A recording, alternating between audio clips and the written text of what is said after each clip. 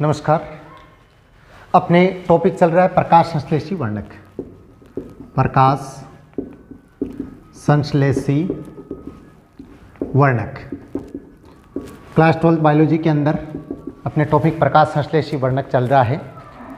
प्रकाश संश्लेषी वर्णक है ये चैप्टर 10वें का है और आज अपने चौथी क्लास है इस चैप्टर की, पार्ट 4 है। प्रकाश संश्लेषी वर्णक के बारे में थोड़ा बहुत हमने पढ़ लिया, थोड़ा बहुत टॉपिक है वो बच गया था, तो मैं सीधा बता रहा हूँ। प्रकाश संश्लेषी वर्णक कितने प्रकार के थे? 3 प्रकार के थे। कौन कौन से थे? एक तो था पर्णहरित, ठीक है, एक तो कौन सा था? पर्णहरित। दूसरा भाग था जो कौन सा था? कैरोटीनाइड्स। दूसरा भाग था कैरोटीनाइड्स और तीसरा भाग था उसको क्या बोलता? फाइकोबिलिन्स। तीसरा भाग था फाइकोबिलिन्स। इसमें से देखो पर्णहरित के बारे में हमने पढ़ लिया था। आज हम कैरोटीनाइड्स और फाइकोबिलिन्स इन दोनों के बारे में कंप्लीट अच्छी तरह से पढ़ेंगे। तो अपने टॉपिक है प्रकाश संश्लेषी वर्णक, क्लास 12 बायोलॉजी का 10वां चैप्टर और 10वें चैप्टर की ये चौथी क्लास है, ठीक है। अब हम पढ़ते हैं कैरोटीनाइड्स को। दूसरा भाग है कैरोटीनाइड्स। कैरोटीनाइड्स के बारे में हम पढ़ते हैं भाग नंबर 2।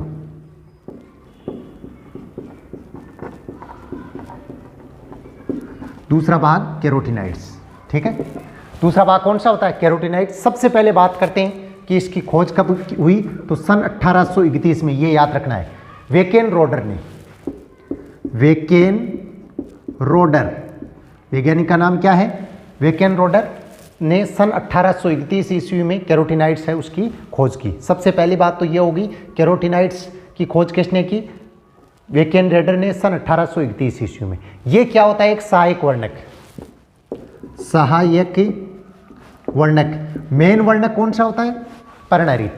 मेन वर्णक कौन सा होता है? पर्णहरित होता है। लेकिन ये क्या होता है? एक सहायक वर्णक होता है, मतलब पर्णहरित की सहायता करता है। कहने का मतलब जिन विकिरणों तक क्लोरोफिल है वो नहीं पहुंच पाता है, उन विकिरणों तक पहुंचने का कार्य कौन करता है? कैरोटीनाइड्स। बस मेन इंपॉर्टेंट चीज यही है कि जिन विकिरणों तक पर्णहरित नहीं पहुंच पाता है, उन विकिरणों तक पहुंचने का कार्य कौन करता है? कैरोटीनाइड्स, जो एक सहायक वर्णक होता है। प्रकाश संश्लेषी वर्णक है वो 3 भाग हैं प्रकाश संश्लेषी वर्णक में। पहला है पर्णहरित। पर्णहरित मुख्य वर्णक होता है और पर्णहरित का सहायक वर्णक कौन सा होता है? कैरोटीनाइड्स होता है, जो काम क्या करता है? जहां पर क्लोरोफिल है, जिन विकिरणों तक नहीं पहुंच पाता है, उन विकिरणों तक पहुंचने का कार्य कौन करता है? कैरोटीनाइड्स।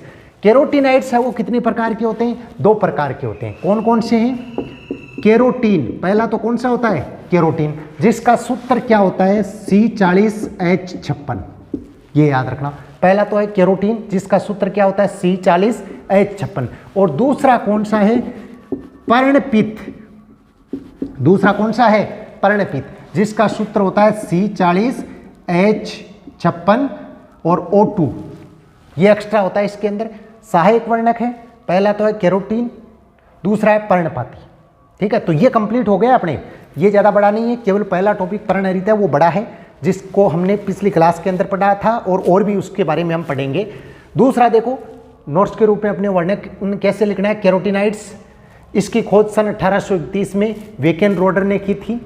यह एक सहायक वर्णक होता है जो जिन स्थानों पर प्रकाश क्लोरोफिल है या जिन विकिरणों पर क्लोरोफिल नहीं पहुंच पाता है, उन विकिरणों तक पहुंचने का कार्य कौन करता है? कैरोटीनाइड्स करता है।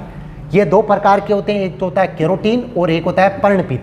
कैरोटीन है उसका सूत्र होता है C40H56 और एक होता है पर्णपित, जिसका सूत्र होता है C40H56O2, ठीक है। सहायक वर्णक का आप अर्थ समझते होंगे कि सहायक वर्णक, सहायक जो सहायता करता है, ठीक है, जो सहायता करता है। यदि आप कोई कार्य कर रहे हो और उस कार्य में आपका कोई दोस्त आपकी सहायता करता है, तो वो क्या हो गया? आपका सहायक हो गया, ठीक है। ये क्या करता है? पर्णहरित के साथ एक दोस्त के समान कार्य करता है।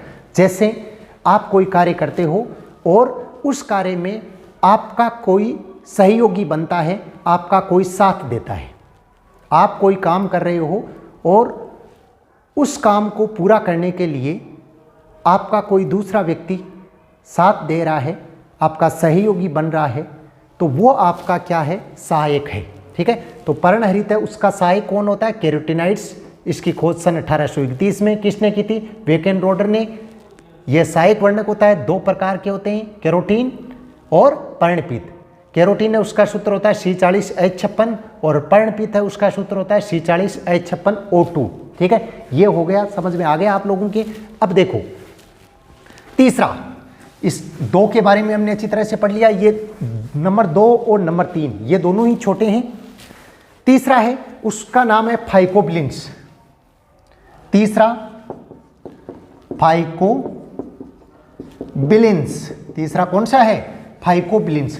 फाइकोबिलिन्स है वो क्या होता है, किस प्रकार का होता है, ये एक सीमित वर्णक जो केवल और केवल लाल व नील हरिती शैवाल के अंदर पाया जाता है। ठीक है, फाइकोबिलिन्स किस में पाया जाता है, केवल लाल और नील हरित शैवाल है उसके अंदर। देखो स्टार्ट वाले दोनों सब के अंदर पाए जाते हैं, पर्णहरित है वो सब में पाया जाता है। ठीक है, पर्णहरित सब में पाया जाता है और कैरोटीनाइड्स है वो भी सब में पाया जाता है। लेकिन कैरोटीनाइड्स काम कब करता है, जहाँ पर पर्णहरित है वो काम नहीं कर पा रहा है तो वहाँ पे कैरोटीनाइड्स काम करता है। लेकिन ये वर्णक फाइकोबिलिन्स केवल और केवल लाल और नील हरित शैवाल होते हैं उनके अंदर पाया जाता है। किन के अंदर पाया जाता है, लाल व नील हरित शैवालों के अंदर पाया जाता है। ये भी कितने प्रकार का होता है, 2 प्रकार का होता है। पहला तो है फाइकोइरिथ्रिन, पहला तो है फाइकोइरिथ्रिन और दूसरा भाग है उसको कहते हैं फाइकोसाइनिन। ठीक है, फाइकोइरिथ्रिन और दूसरा है फाइकोसाइनिन।